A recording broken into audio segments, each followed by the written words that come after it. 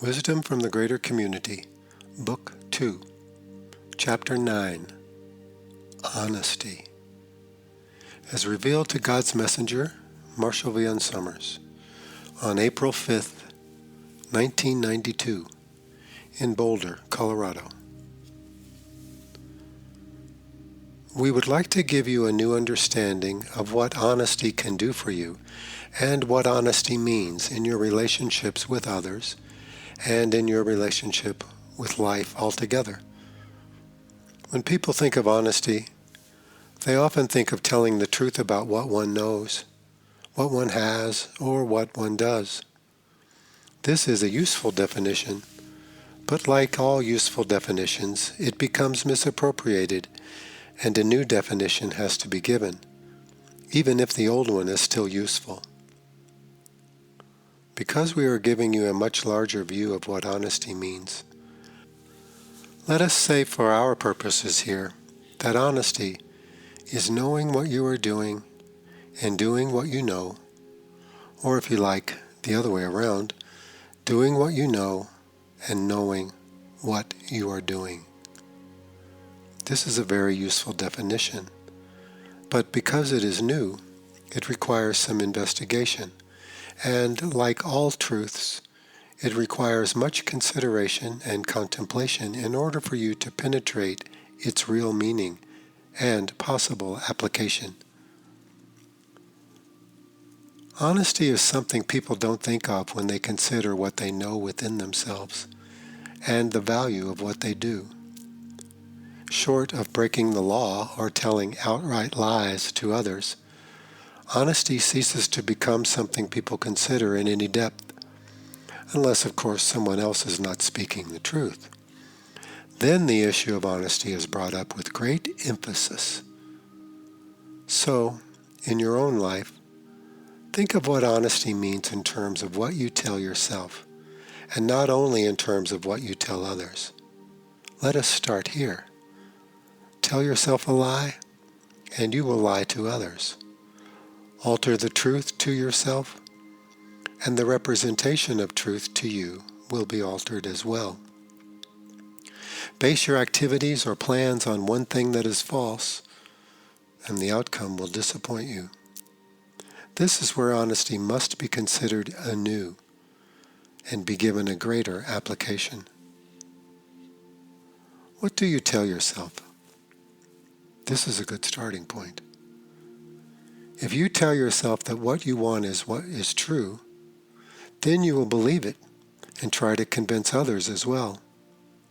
When you fail to do so, you can either be disappointed in them or you will enter confusion yourself. You are in conversation with yourself all the time. You are telling yourself things. You are explaining things to yourself. You are analyzing. You are coming to conclusions. You are changing your conclusions, and you are fortifying what you know already. You see, your personal mind, as opposed to knowledge or your spiritual mind, is like a great tree that is growing. It is built upon the past. Like a great tree, the new leaves are budding towards the top, particularly if you are growing in a great forest. The part of the tree that most people see is not the part that is growing now. They must go all the way to the very top to find the freshest young shoots that are growing. This is like the personal mind.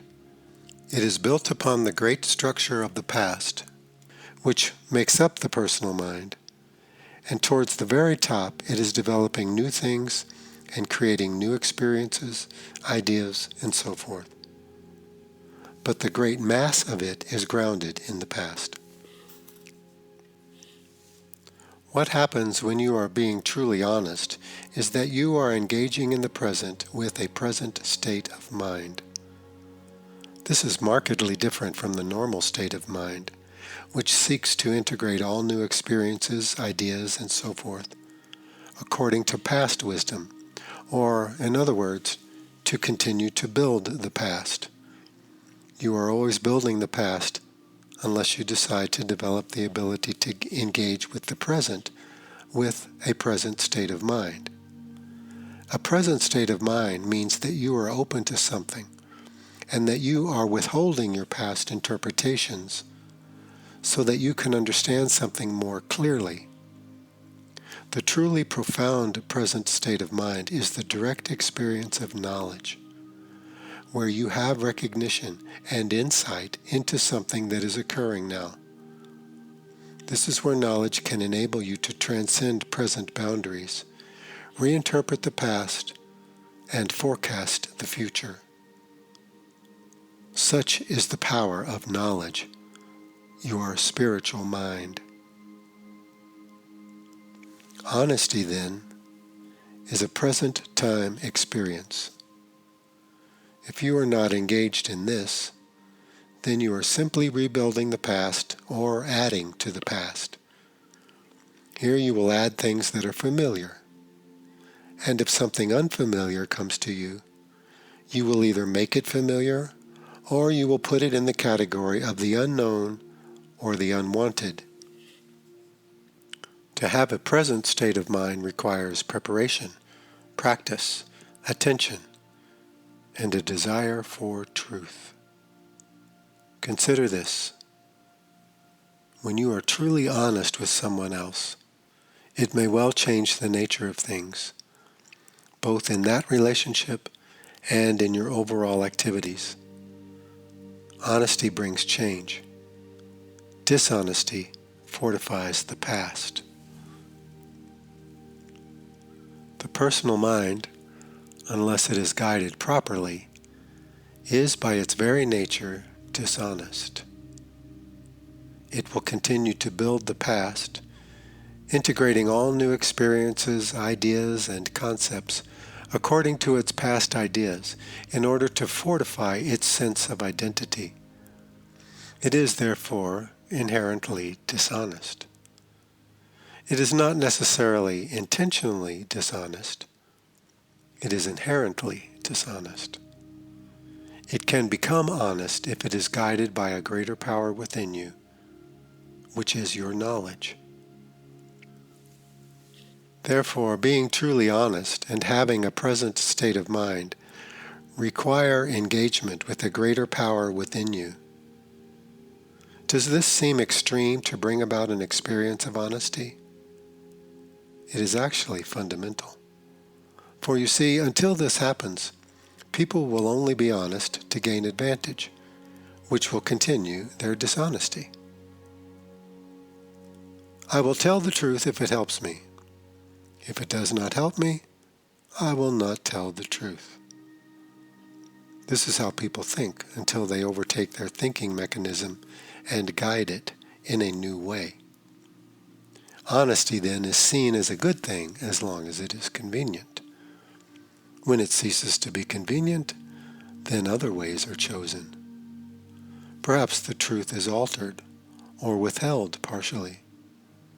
Perhaps the facts are altered. Perhaps the truth is dressed up to look a little bit different than it actually is. New experiences, new ideas, and new people bring change. And here honesty is compromised again and again, even if honesty is valued and cherished. Many people think of themselves as being very honest and forthright, but they are only so within a given range of experiences.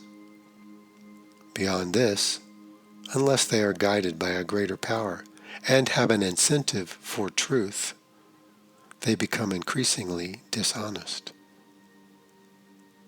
The greatest dishonesty is to act for self-benefit and self-gratification. Here the truth is used for other purposes rather than being valued for itself. The truth may confirm a past experience or idea, or the truth may require a change on your part. Honesty and truth go together. Truth must be a greater virtue, a greater thing to value than your own comfort and security, because, indeed, truth will take you beyond these, not to deny or destroy them, but to give you a greater foundation for knowledge. So, to be truly honest, you must engage with a greater power within you. You must be able to consciously have a present state of mind, an open mind. You must be able to consciously deny or withhold judgment until a greater certainty is acquired through new experience. You must be open to change, not the kind of change that takes you in the direction that you would prefer to go, but the kind of change that your life needs to have, regardless of your preferences. In considering other people, you have to consider that there is a range of honesty possible. The limits to their honesty are awareness, understanding, and their overall development. Lack of awareness limits honesty because without awareness, you tend to be dishonest in order to protect yourself. Preparation is necessary because preparation engages you with a greater power and develops your understanding so that you can use your mind and body responsibly. Therefore, as awareness expands and preparation grows, a person's range of honesty will grow as well. This means that one is able to be aware of more things and able to have a more present state of mind in all situations. This question of honesty would seem to be hopelessly complex and difficult if it were not for the presence of knowledge within you. For knowledge is always honest, regardless of what it encounters. Knowledge is unafraid of anything. There is nothing in the world that can harm knowledge.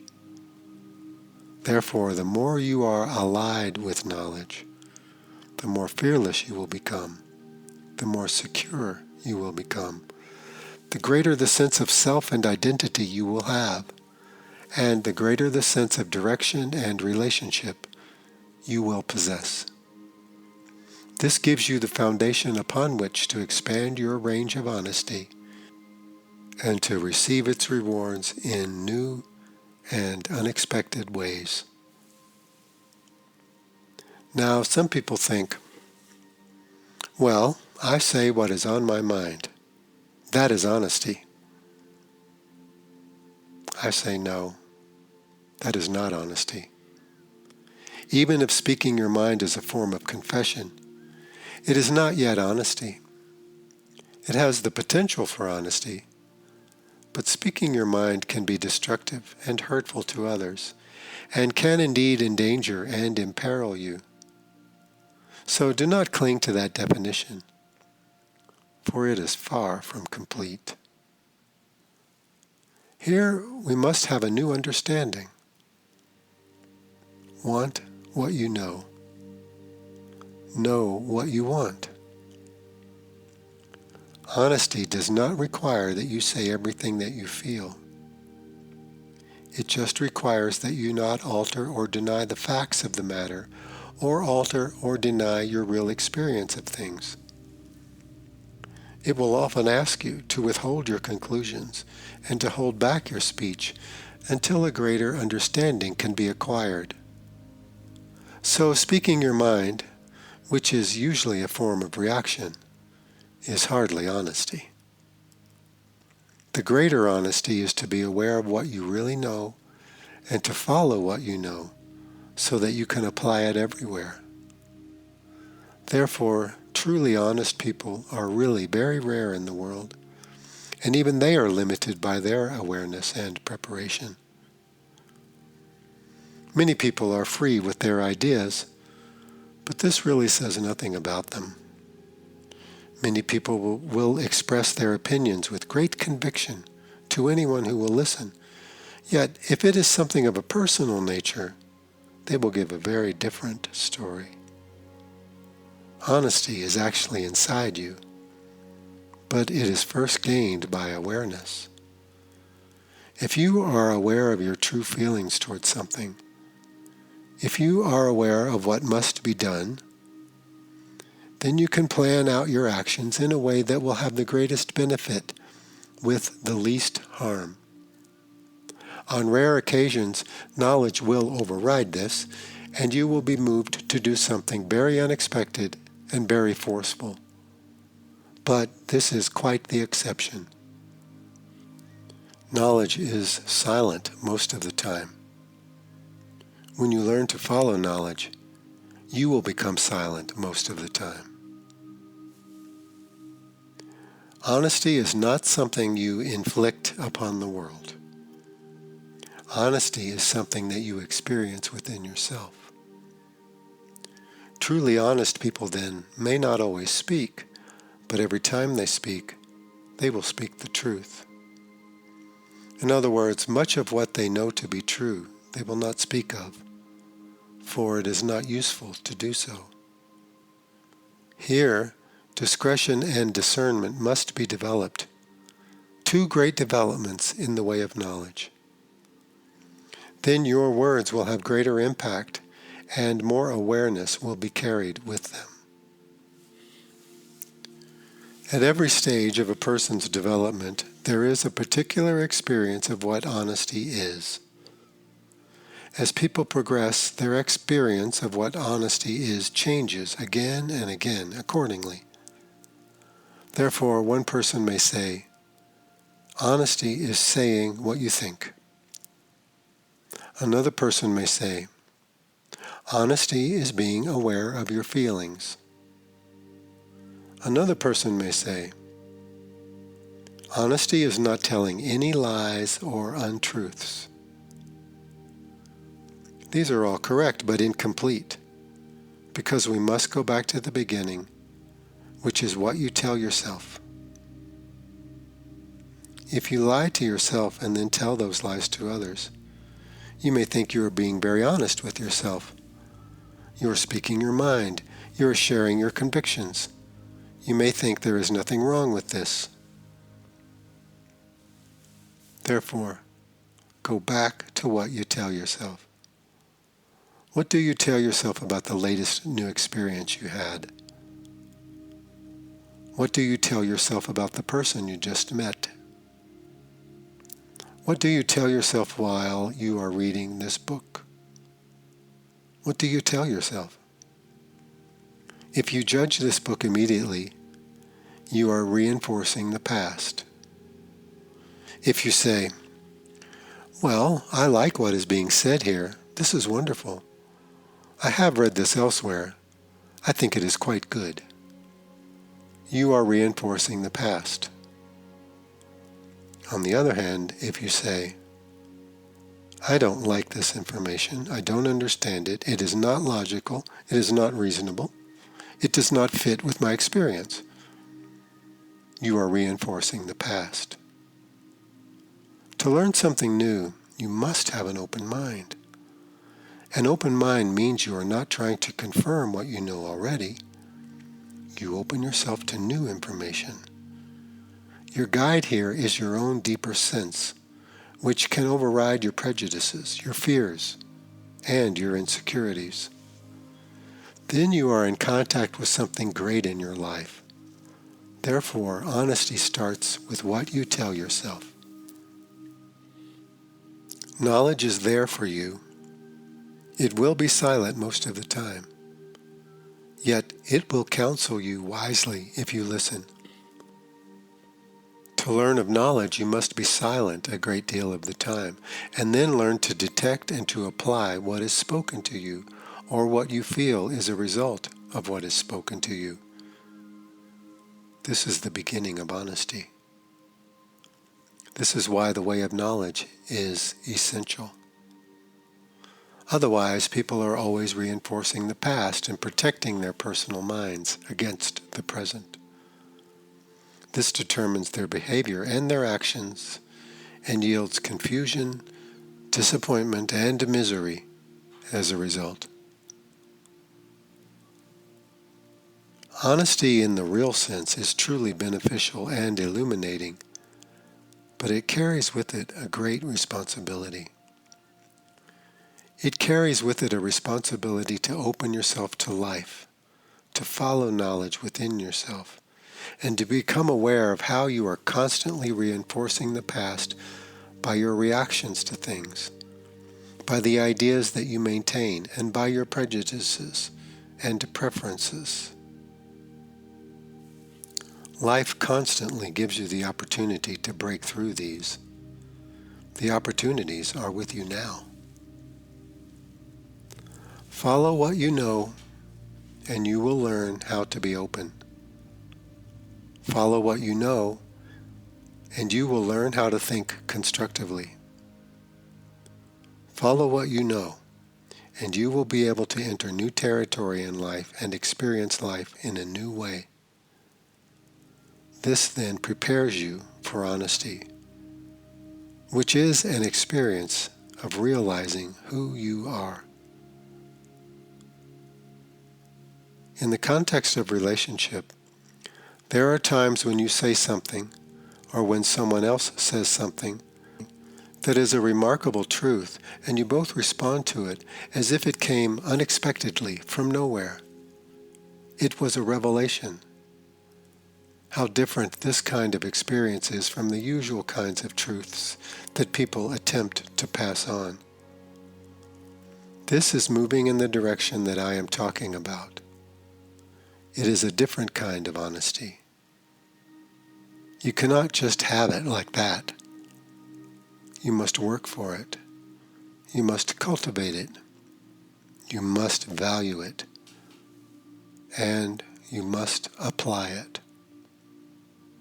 This involves becoming aware of how you misuse it, forget it, or alter it for some personal advantage. This requires that you learn to listen to what you say to yourself, rather than respond to your ideas and feelings like a mindless servant. As you engage with knowledge, it will give you the opportunity to do all of this. Allow my words to penetrate, and over time see what emerges as a result. If you claim right away that you like these ideas, or you claim that you don't like these ideas, or you make some other evaluations, you are not being honest with yourself.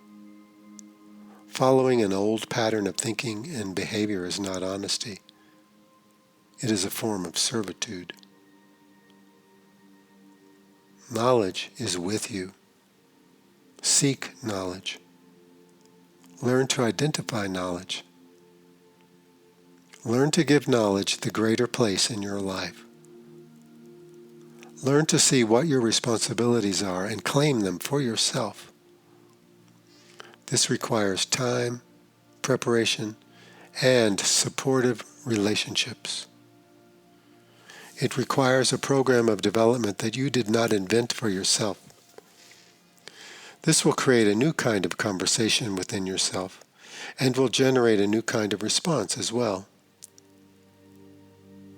I am being honest with my words because of my intent. My intent is more powerful than my words. Perhaps you might think a more eloquent or rational presentation would be better. I say, do not be dishonest with yourself. My words are adequate to convey my message, for those who can hear and for those who desire something greater. It is very important here that you do not condemn others for their dishonesty. It is part of the human condition to be dishonest. This is not to say that is your true nature. It is simply part of the condition of being a human being. It is part of the condition of being intelligent in the physical world, where you are aware of your own motivations and vulnerability. To be intelligent in physical life requires a spiritual emergence.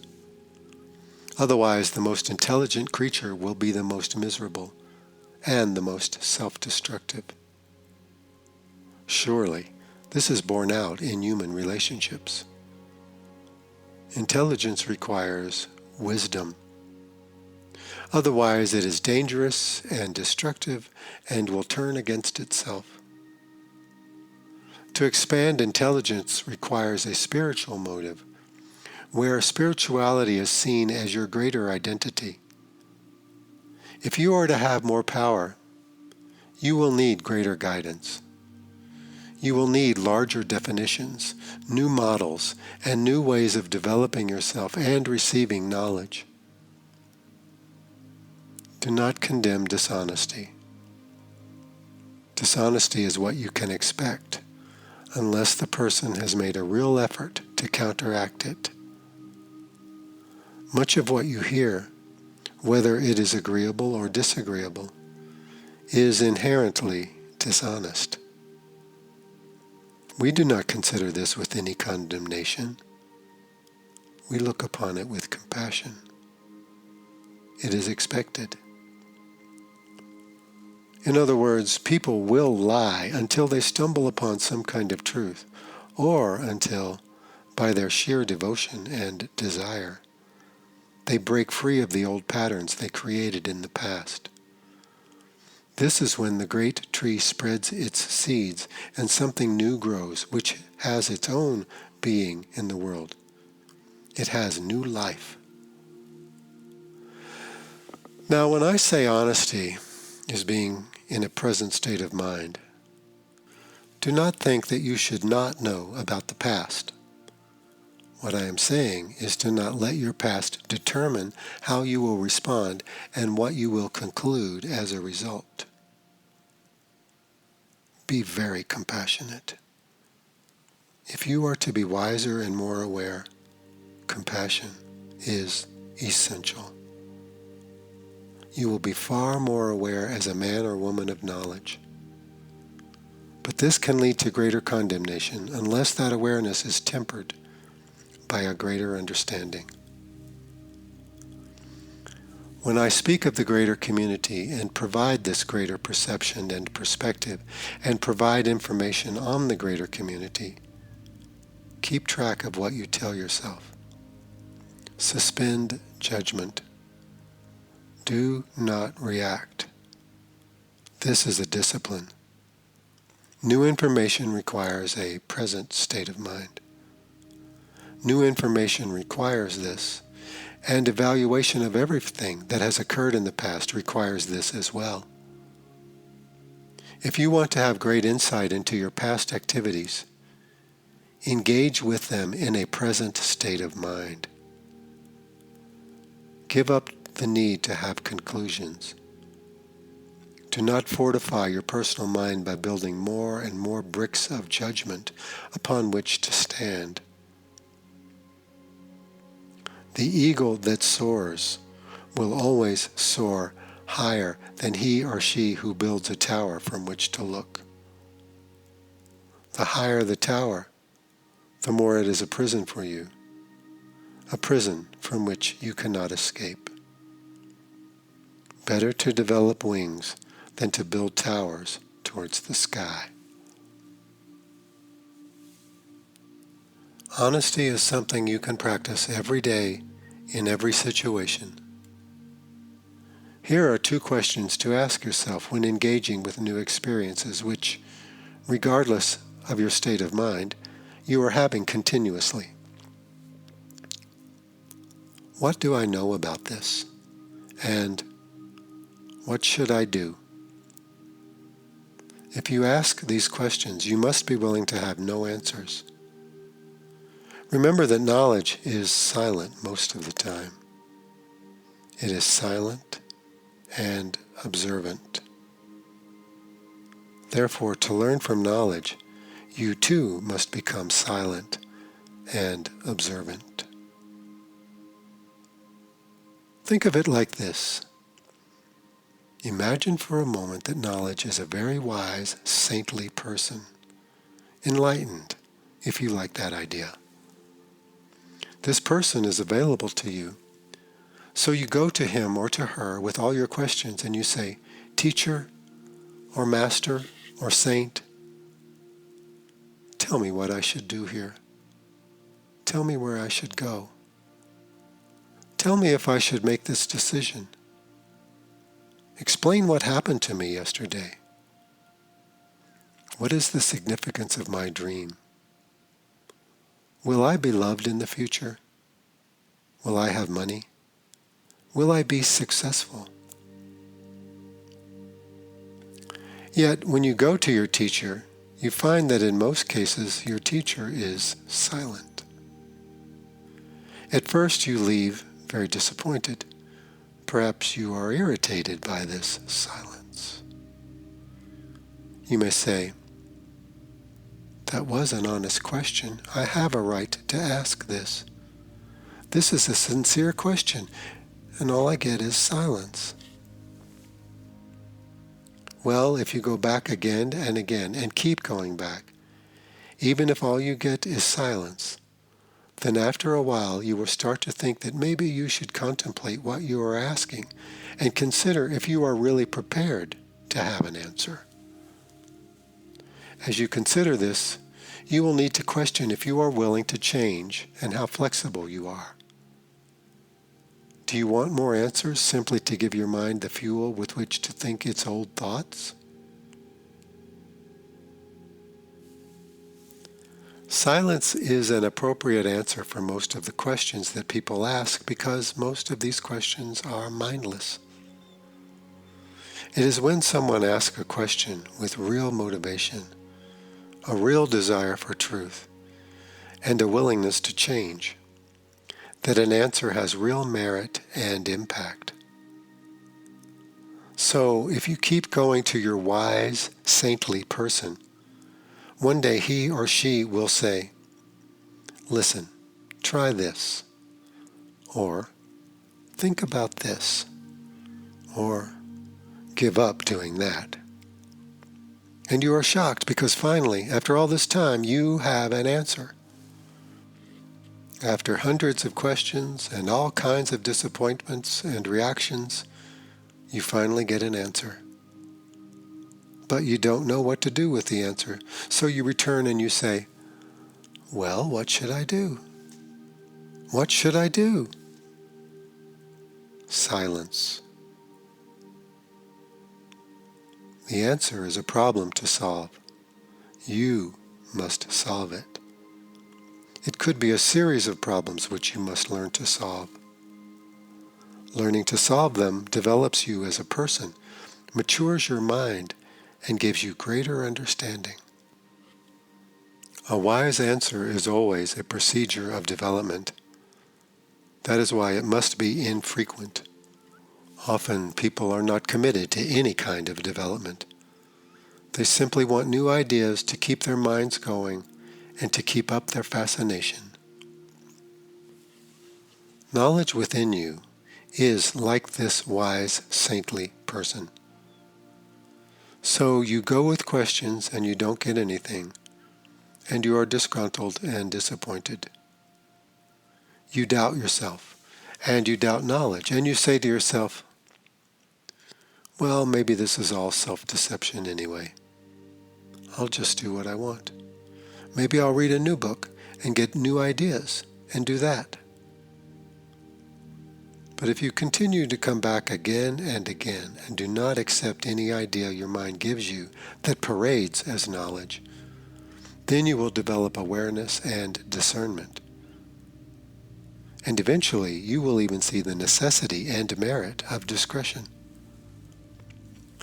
Therefore, true honesty brings about the ability to wait, the ability to evaluate oneself constructively, the ability to discern, the ability to not speak when it is appropriate, the ability to speak when that is appropriate, the ability to follow a greater power within you, the ability to abide with what is known, and the ability to avoid or step away from that which is harmful or untrue. So in proceeding towards honesty, consider what your range of honesty is now. Under what circumstances would you tell the truth?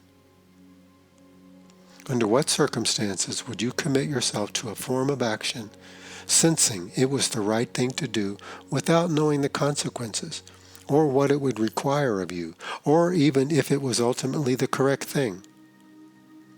Under what circumstances would you not speak, even if you were certain of something? These are very important questions to contemplate. Do not say that you require honesty from other people as if it were a right, your right to honesty. Indeed, honesty is a privilege, something rare and wonderful in the world.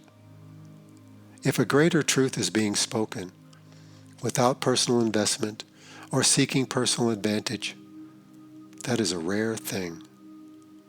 It is not your right to have honesty. Do not demand it of someone if they cannot deliver it in this particular situation. Remember, everyone has limits here. You have limits. What are your limits? Know your own limits, and you will be able to see others with greater compassion. Recognize what a great and difficult thing it is to gain real honesty, and you will not demand it of others. How do you achieve honesty? You achieve honesty through the reclamation of knowledge and through the development of real wisdom. Easily said, but difficult to do. The most direct path is the steep climb. The fastest way to the top of the mountain is straight up. Therefore, take your zigzag road to truth. Patience, development, silence, and discernment.